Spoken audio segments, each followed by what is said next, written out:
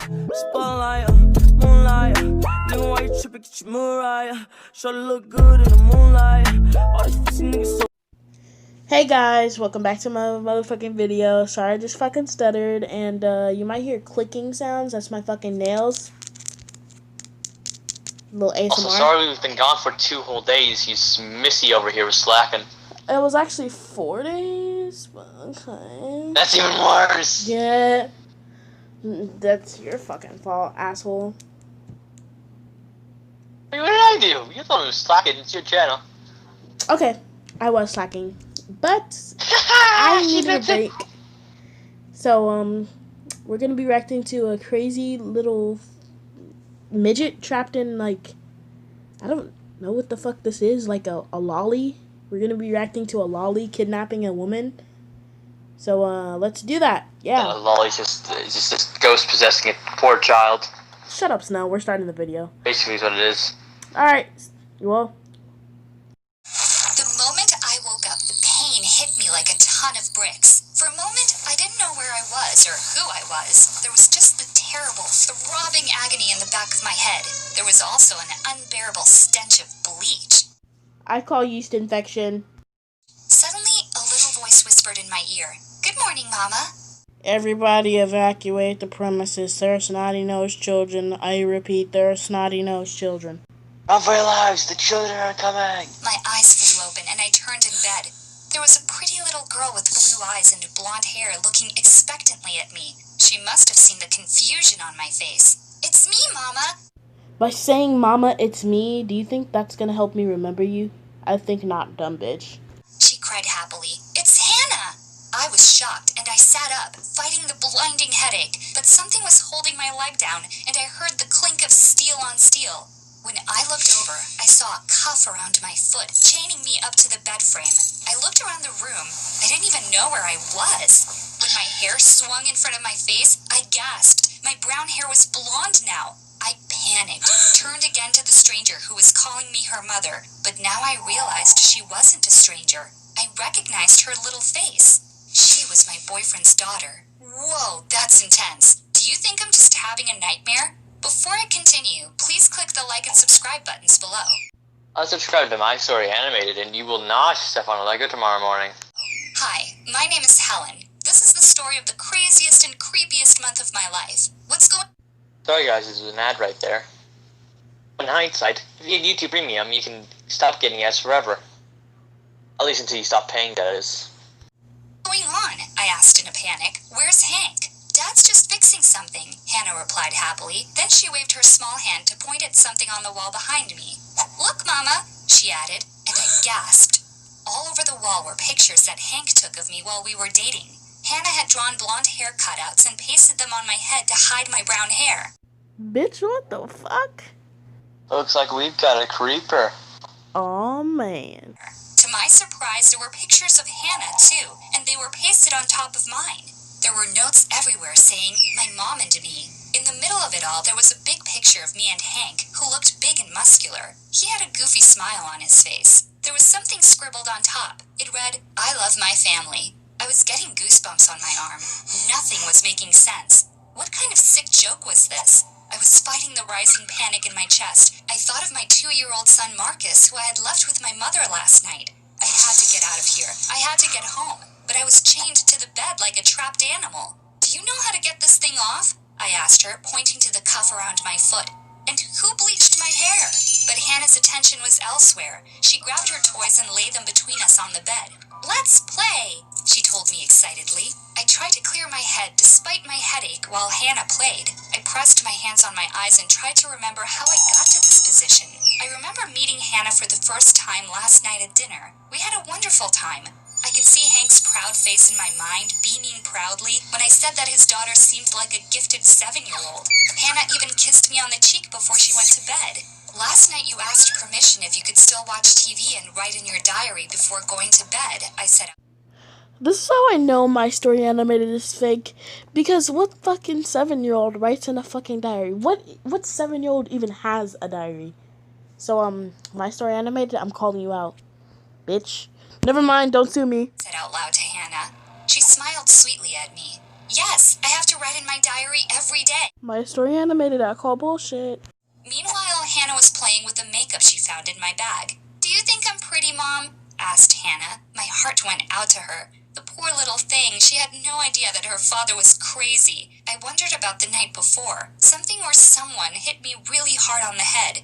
I heard a thud coming from the kitchen right before something hit me. If Hank was in the kitchen, how did he get to the living room so fast? After a while, Hannah complained that she was hungry. She asked if I could make her some food. Daddy showed me how to remove it from the bed, she explained while pointing at the cuff. She wiggled under the bed, twisting the chain. A few moments later, she showed me that the chain wasn't attached to the bed anymore. Now it was connected to a big metal ball. Anger flared up inside me again. What kind of sick father would teach his daughter to work a ball and chain? You certainly worked his balls. There was no way out and no one to call for help. That's when I started to cry. Hannah ran to me and hugged me tight. I didn't see Hank at all that day, but there was a constant thumping sound coming from the attic. It's a raccoon. The days went on. I had to fight the urge to cry and panic when I thought about Marcus. I needed to find a way to escape so I could get to my son. So I formulated a plan. I knew I wasn't strong enough to go against Hank physically. I hoped that the only reason why I was still chained up was because Hank was afraid that I would run. I had to prove that Don't forget to get the totally scam-free YouTube Premium, guys. I wasn't planning on going anywhere. So I gave in to Hannah's hugs and cuddles while waiting for my chance. I made her laugh. I played with her. I made her little treats in the kitchen. I worked on the perfect mother persona for weeks. I even scolded her a bit for watching those reality TV shows that were way too mature for her. Finally, my plan was working. Hannah started to complain that I couldn't properly play with her if I was always dragging that ball around. She begged her dad to remove it, and he did. One night, she came to my room to tell me about her reality show. She said the people in her show went to a restaurant near their house. Please, can we go? She begged Hank. Hank gave her a questioning look and pointed to me. Please, Daddy, she said again. Mom loves me now. I brushed the top of her head lightly, a gesture of affection. Hank finally gave in. Remember to behave, Helen, he told me by the front door.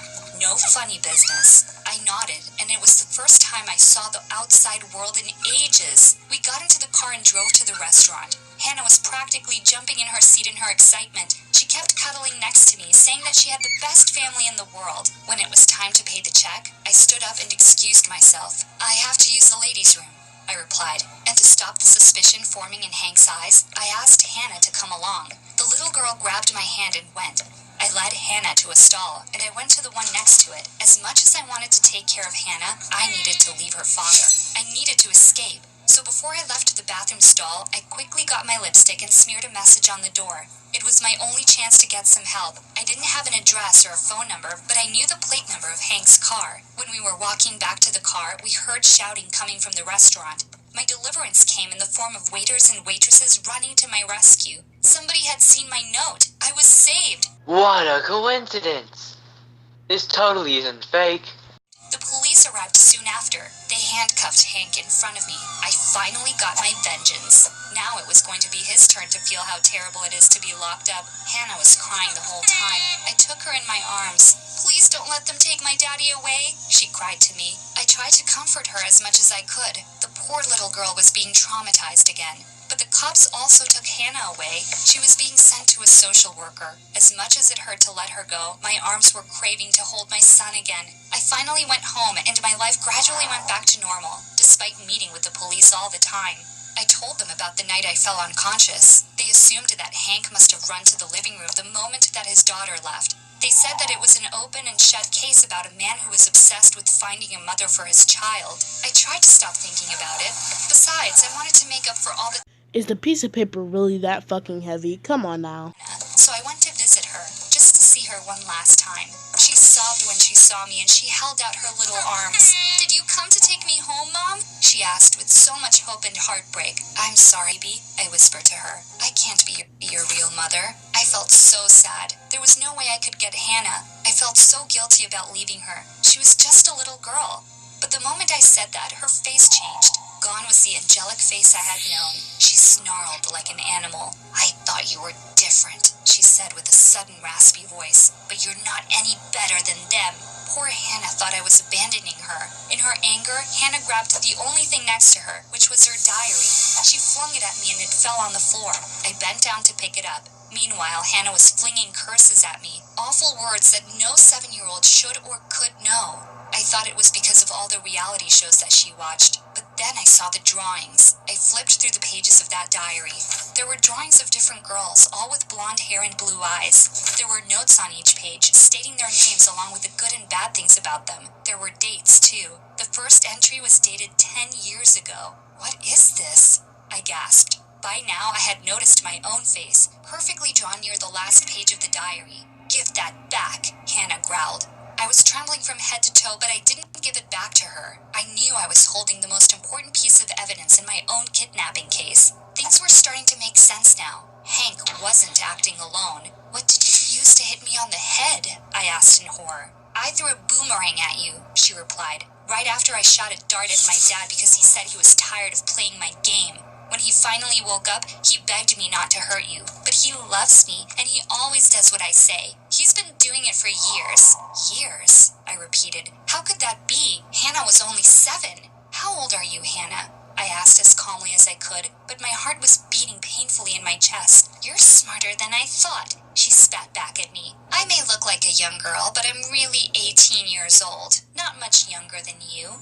"How?" I whispered back. "I stopped aging a long time ago. I'm trapped in this child's body, but I can't do anything without somebody who actually looks like an adult, and I just want a normal life with a normal family. You can feel sorry for me all you want, but I'll find a way to get a real family someday. It doesn't have to be you. It doesn't have to be any one of you." Hannah's demeanor was scaring me more than being locked up in a house. "What do you mean, any one of you? Who are these women?"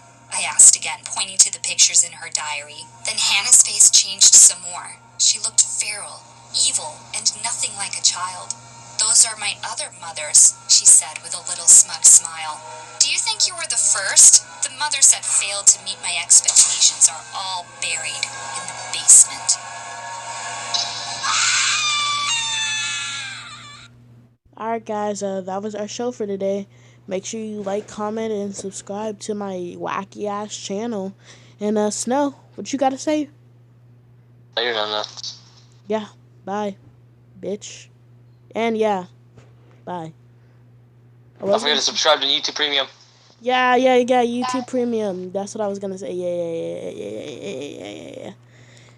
Or And, buy those. Yeah. And Doesn't have a channel. And my story animated is fake. Don't sue me, but it is. And Unsubscribe or else you step on a Lego. Yeah, My story unsubscribe or animated. else you'll step on a Lego if you don't subscribe to my channel and unsubscribe to my story animated. So yeah. Bye.